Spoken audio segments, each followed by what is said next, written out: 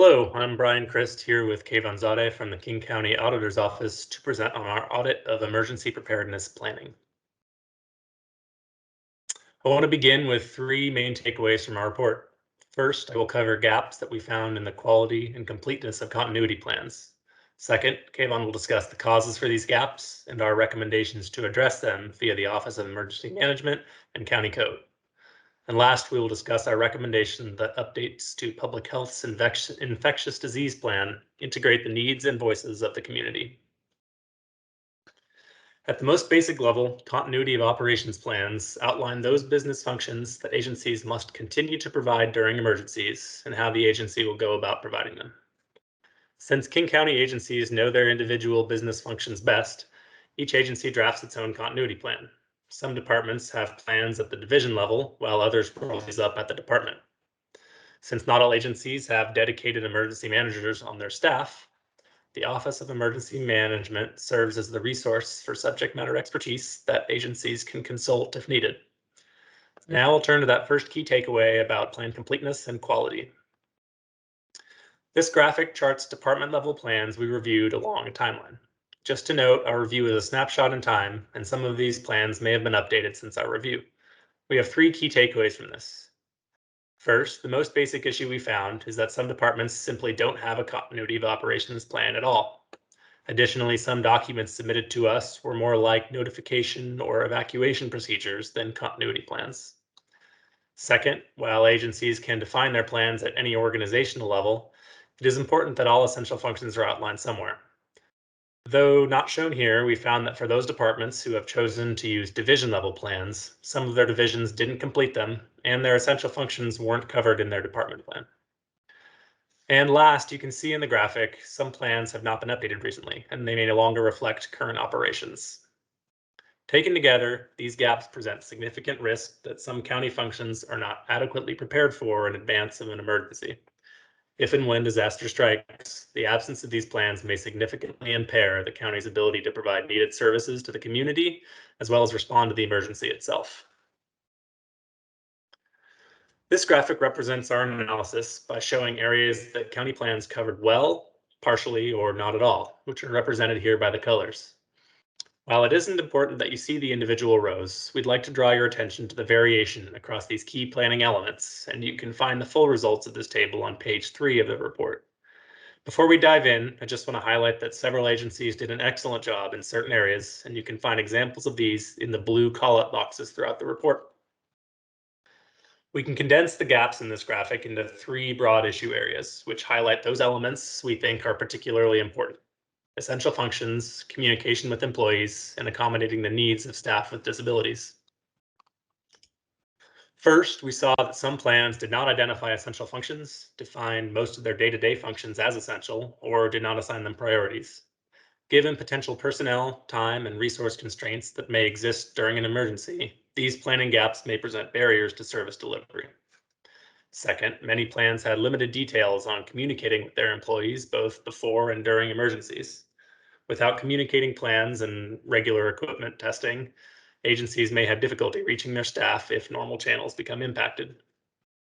And third, we found little consideration of the needs of employees with disabilities in continuity plans across all agencies.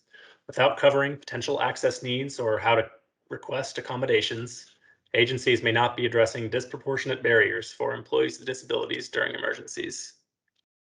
Now I'll pass this over to Kayvon to discuss why these issues exist and our recommendations to address them. Thank you, Brian. So Brian described some of the issues we found with our continuity plans, and I'll be getting into some of the causes of those issues and recommendations to address those causes.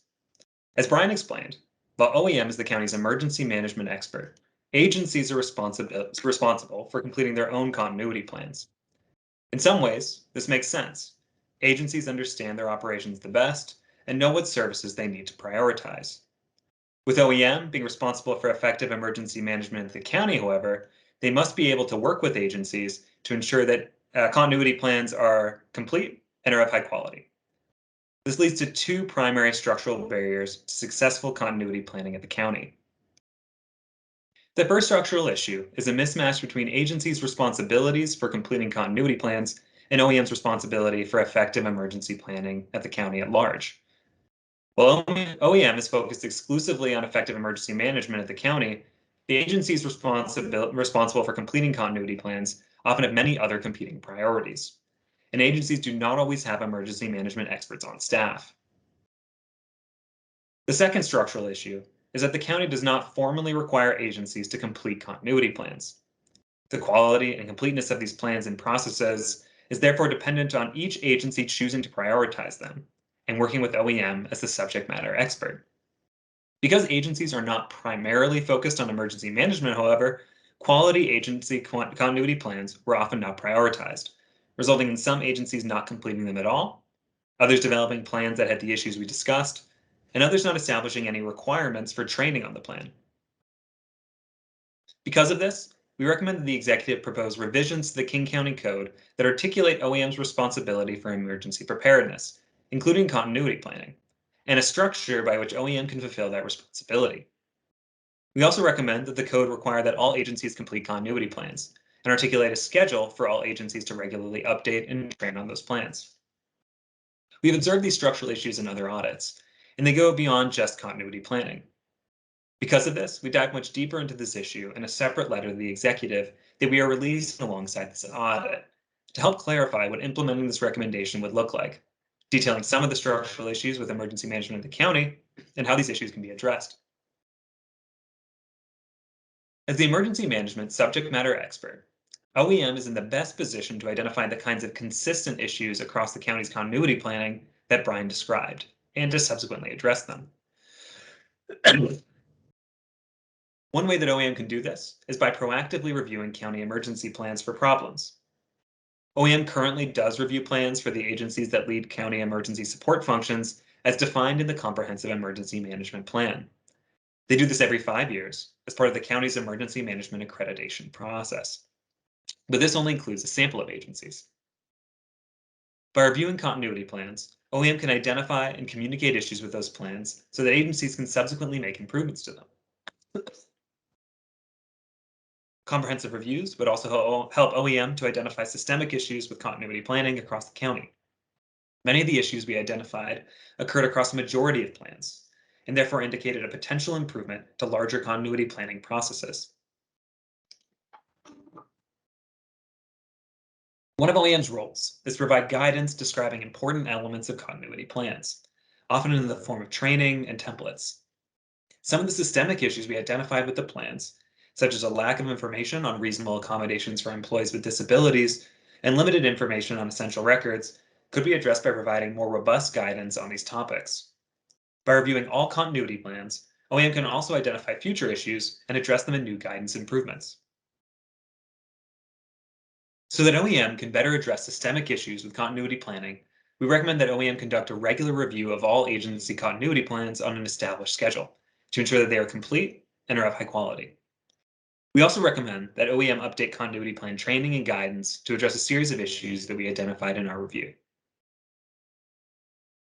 There were two objectives of this audit, the second of which was focused on updates to the infectious disease plan.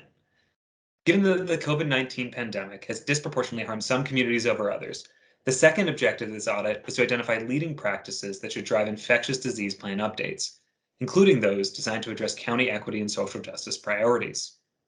Because the Department of Public Health was already in the process of updating the existing plan, we didn't evaluate that plan, and instead highlighted leading practices that they should implement as they move forward with the update process. The first leading practice we found that federal agencies such as FEMA and the CDC consistently recommend was that emergency plans should incorporate the needs of populations that are at a higher risk of negative outcomes during emergencies.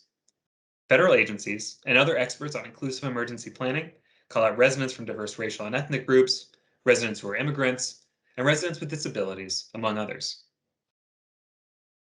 The second leading practice these experts recommend is involving community members from these groups in the emergency planning process, with participation ranging from outreach to grassroots community leaders to direct community design of aspects of the plan.